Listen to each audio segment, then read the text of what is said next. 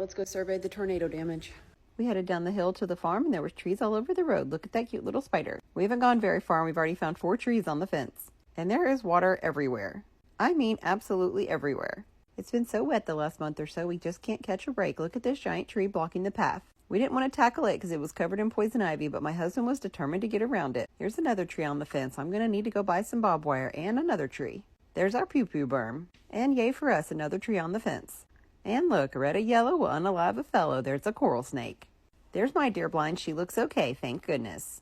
Deer feeder looks good. The neighbors blew over. The creek's down a few feet, but still looking pretty high. Looks like the Taj Mahal is going to need to be replaced. It's got quite the lean now. Guess we won't be crossing here. That water's not supposed to be there. Ran some more fence lines and then, of course, came across another tree blocking the road. Guess let's get the chainsaw out and cut it up. I was misled. He told me we were just going out for a quick survey, and now he's got me cutting trees. I've had 3 wrist surgeries in 2.5 years, so I'm not allowed to use the chainsaw, but I can sure haul the trees off. It's too wet to get the bulldozer or the skid steer down here right now, so we're having to do everything by hand. Look at all that water.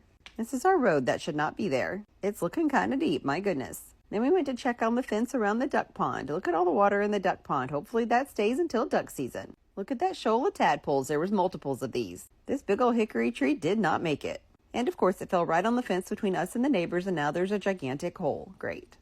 Then we saw the top to one of our favorite hickory trees on the ground. So sad. Then we went and checked on my rescue cow Mama. Look how cute she is.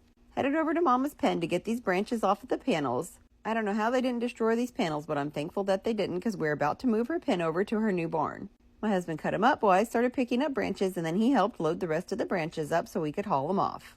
This pen is Mama's safe space. I don't know how she's going to react to us moving it over to the new barn. Hopefully she follows because it's a pretty nice barn. The top of that hickory tree was in our way, so we decided to chain it up and haul it off. My husband said we were dragging the road. He tried to yank this big branch down, but it wouldn't budge, so he had to hook the chain to it and pull it down. It pulled down a lot easier than we thought it would, and then we drug it back to the burn pile in the back. Say hi, honey.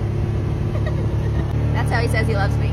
Back to Mama's pen where this other tree fell down. It missed all of our equipment by inches, thank goodness. Found a whole family of scorpions underneath those stumps. Then we dumped the rest of the wood and then headed back up top to get the rest of the stumps. Then we rearranged the gates. It was almost 100 degrees today and it was so hot and humid. Now we're down here doing the county's work because everybody's been told to shelter in place because this was a pretty bad storm throughout the county, and they're offering shelter to people whose homes have apparently been damaged. So we are clearing our road so people can get to work tomorrow. He is hauling, but I'm not even up behind him. I'm going 22. Look at all these trees.